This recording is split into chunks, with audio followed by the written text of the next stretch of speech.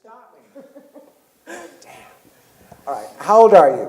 I'm 17. 17 years of age.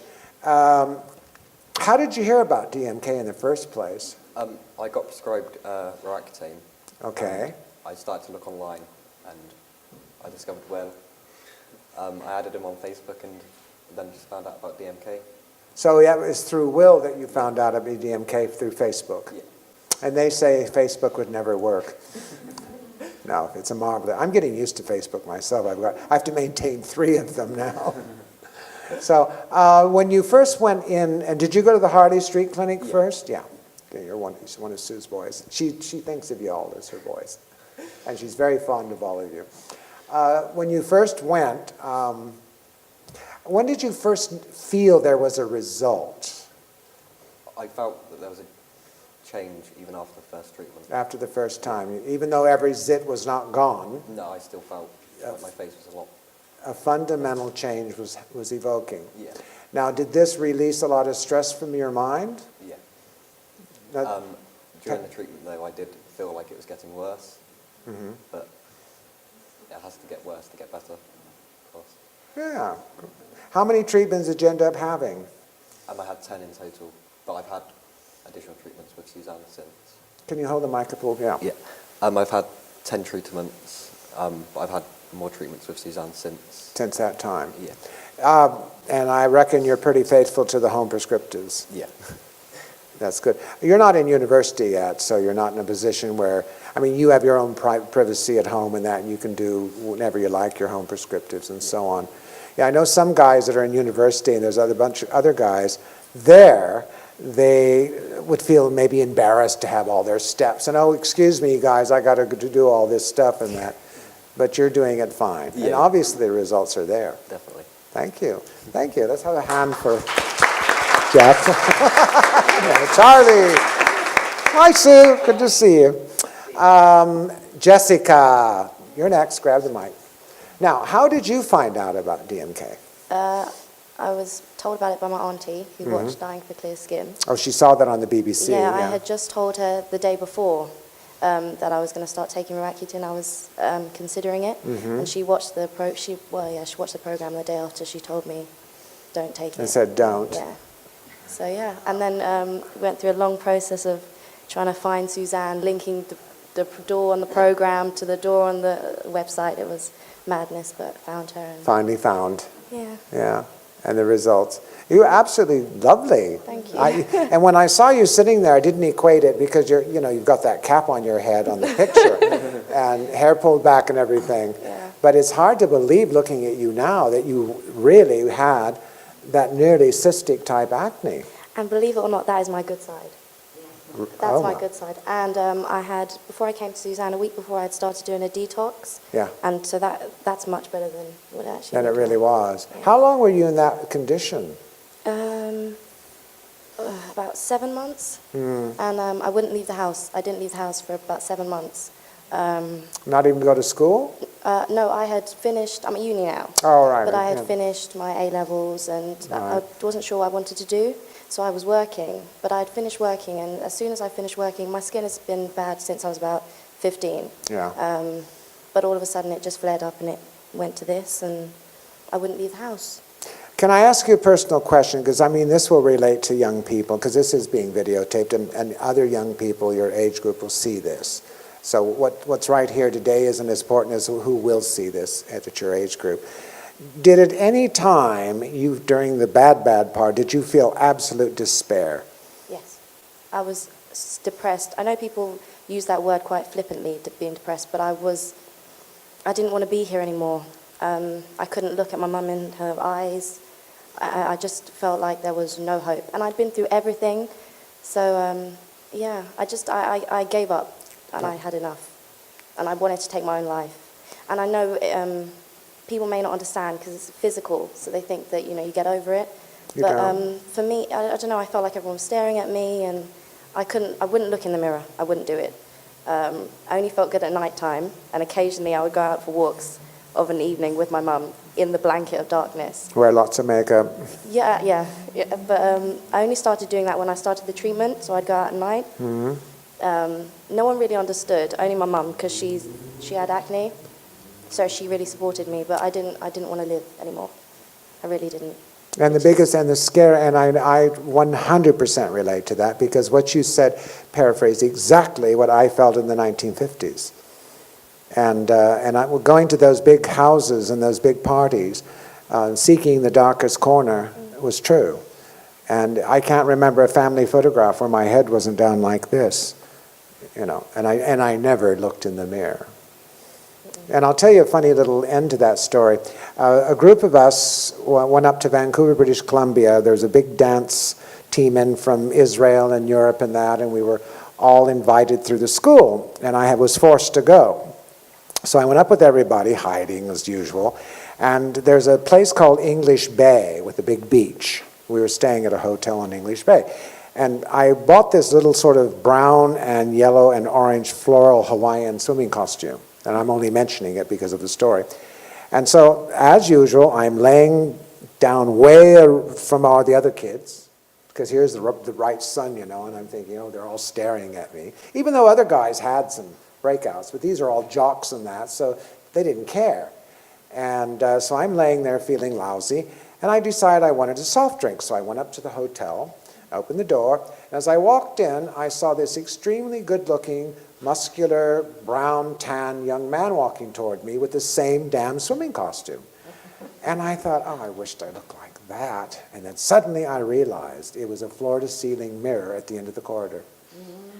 Yeah, like a Gusenhuden. Goosebumps. And it was me.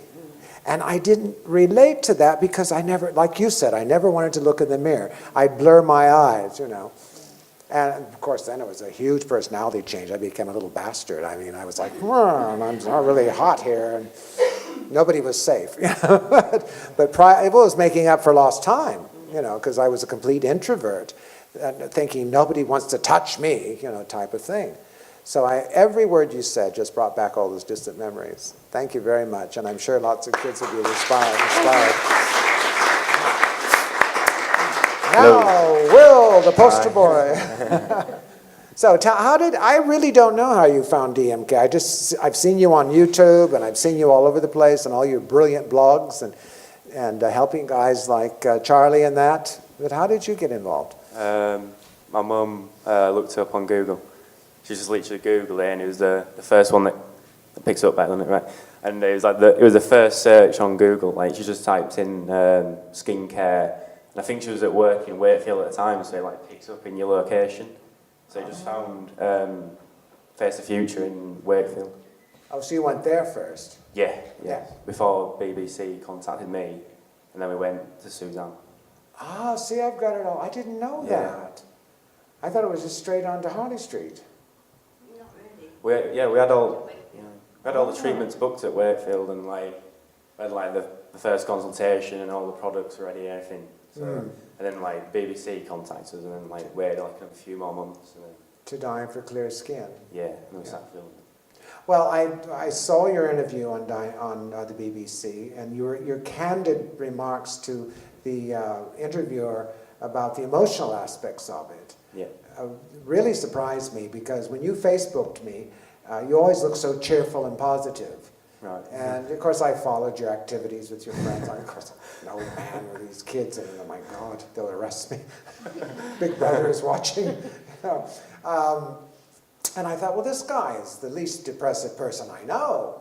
Yeah. And yet you told that reporter that you couldn't face your parents in the eyes, that you were sure, almost the same thing Jessica said. Yeah, we do all share sort of like an underlying story, I think, between like all people with acne. They all sort of can relate to each other because they all have the same sort of story together that sort of like kind of brings us together. And, yeah. Well, I think it's tremendous. I'm really appreciative of your blogs because they're so well written. You wouldn't think, I thought you'd spend 35 years old writing these blogs. Your verbiage is flawless. So I understand you might be thinking about becoming a doctor. Hopefully, yes. Well, why don't you become a dermatologist? Maybe. I don't know. Well, it kind of would be natural, wouldn't it? Yeah, sort of giving back, you know. Yeah, unless there's a plastic surgeon. Well, they make more money, actually. You have options, all options. Well, I will extend an invitation to all three of you guys. This is how American can have you guys. You young people. If you're ever in LA, I have a large, beautiful estate with a big guest wing, and you're certainly welcome to drop in, and I really do mean that. Oh, thank you. Thank you so much for sharing. Right? Okay. Thank you much. That was great. From the mouths of babes. As I said earlier, when we talked about transgenesis and the contribution to the Harvey Milk Foundation, which is being worldwide, and the singular thing about it is that it's selling very well in Russia, which is kind of a ha ha ha ha ha. You know? Although I don't know, if I go into Russia in September and I'm shot at the border, I have no idea. But on the inside of the box, it does talk about the Harvey Milk Foundation.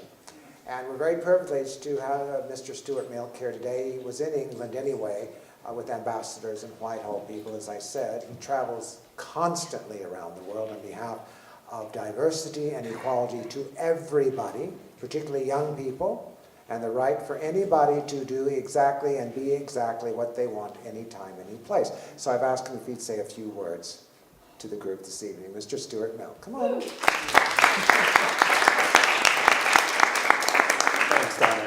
I'm actually not going, this has been, it's been my honor and privilege to be friends with Danne and to have been able to share moments around the world, from star-studded events to where we've just been with young people, meeting them face to face. But I can tell you that I'm going to just share one story where we were just in Germany, in Berlin, in October, and we were waiting outside to be picked up to go to Parliament, and there was a woman who was standing next to us, and Danne immediately began a conversation on, this was a job fair that we were outside of, and Danne immediately began a conversation about how she felt about herself. Her appearance was not perfect, and Danne immediately began giving her suggestions. This is just the type of person he is. And she was so grateful for that. So I can tell you that we in the United States are so proud to have Danne as one of our own. And he is a partner with us on human rights around the world. And we are very, very grateful that the DMK family has embraced diversity and the celebration of human rights. We have seen light years of movement move ahead in the West. We still have a lot of work to do in a lot more places of the world, and we're doing that. But I think it's something that collectively we're all proud of. And I do believe, as Danne said, that that the Harvey Milk Foundation's name is very precious. Being that Harvey was my uncle, the family takes a lot of care of that name, and to be able to lend it and to partner with DMK was a tough decision in terms of partnering with anyone and lending our name, but it was not a tough decision once you know Danne, you know his work, you know his ethics. So this is the only product that actually has the name Harvey Milk on it, and that's for a reason. And we would not just lend that name, even with getting support. We've had, as Danne knows, large companies like Procter & Gamble approach us, and we've said no. And so there's a reason why we partner with DMK, and you should all be proud, those of you who do DMK clinics, and those of you who are clients here, of not only the work that he does in terms of skincare and the lives that we just heard that he changes through his professional work, but through his giving as well. So thank you very much. Oh, thank you very much.